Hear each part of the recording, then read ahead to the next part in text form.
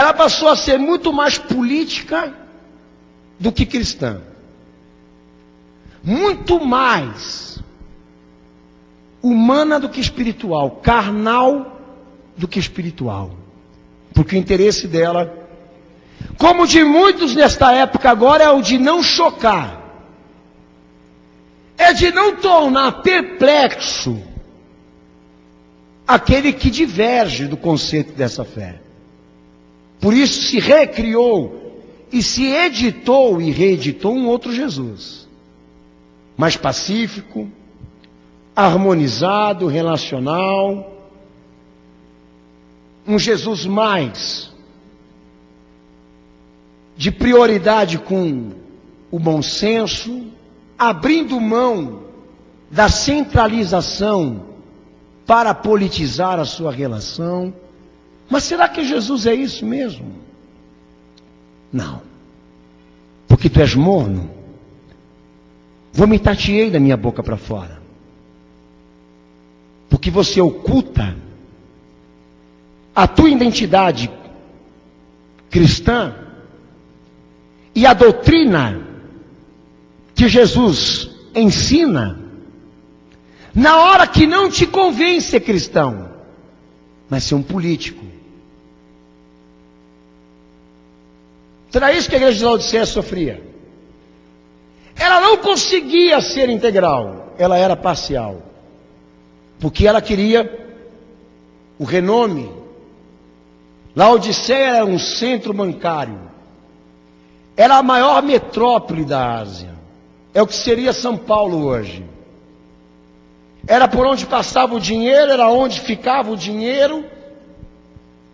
E a hora que os cristãos dessa igreja, que a liderança dela enxergou que com o cristianismo eles poderiam fazer política, e que com essa denominação eles poderiam obter recurso, então daí começou a entrar as relações paralelas. Jesus passou a ser, para esta igreja, não uma prioridade, mas uma opção. Como que isso acontece na tua vida? Lá no teu emprego, no teu trabalho.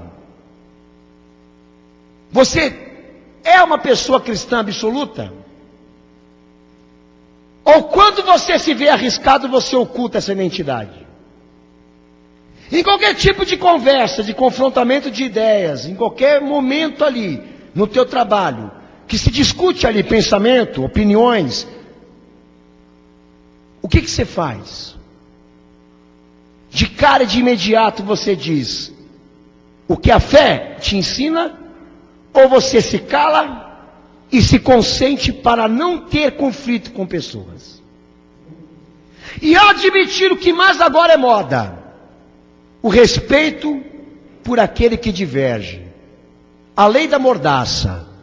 Não fale da tua fé com liberdade, não fale dela com enfatização, não seja fundamentalista, não seja radical, não seja extremista, respeite o alheio e o semelhante, como querendo dizer, não fale do que você crê.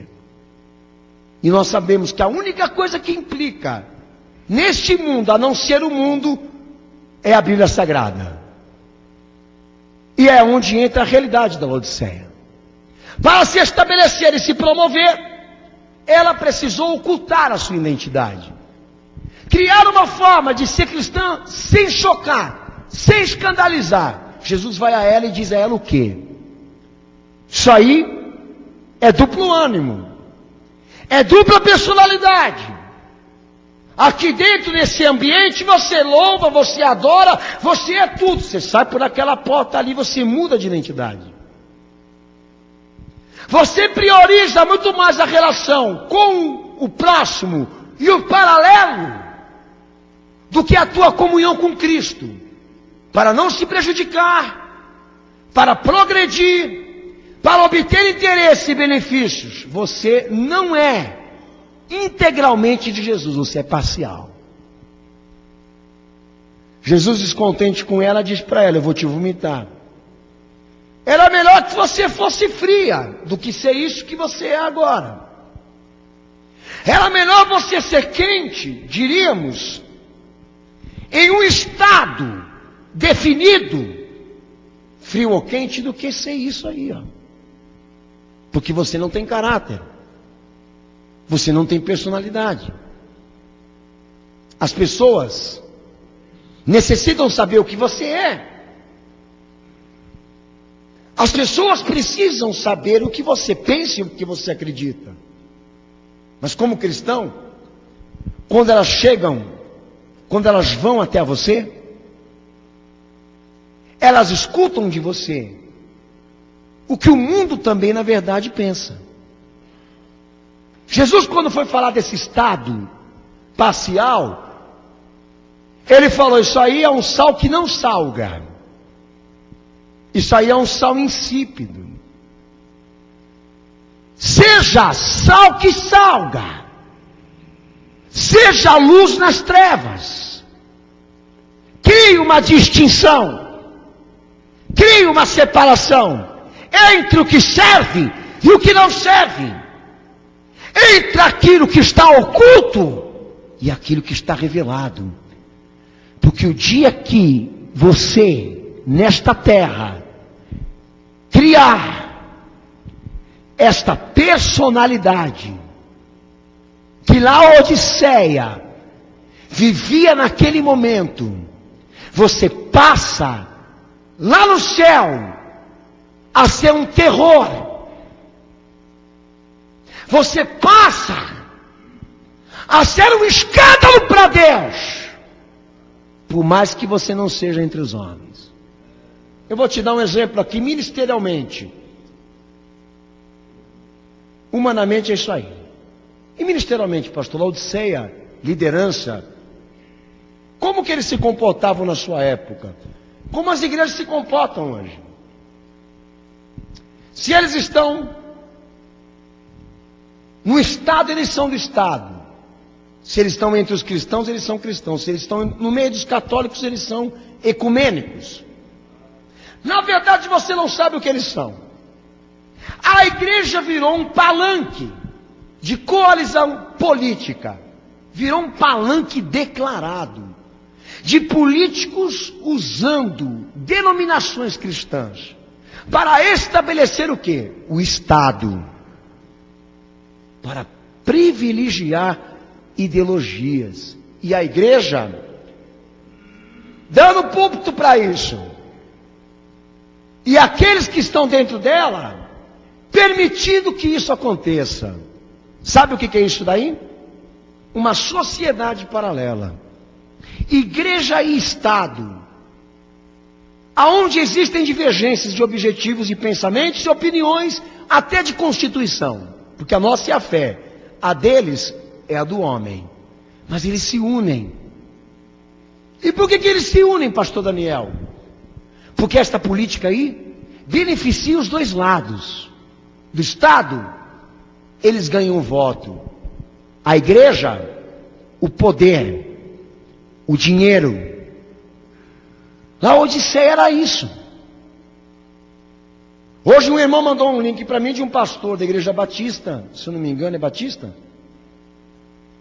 que disse para não votar no PT. Agora que ele vai falar para não votar no PT?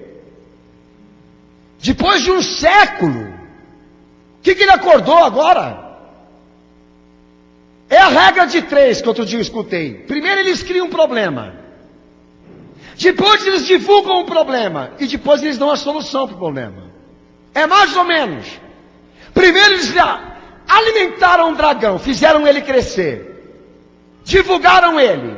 Agora estão dizendo para não votar nele.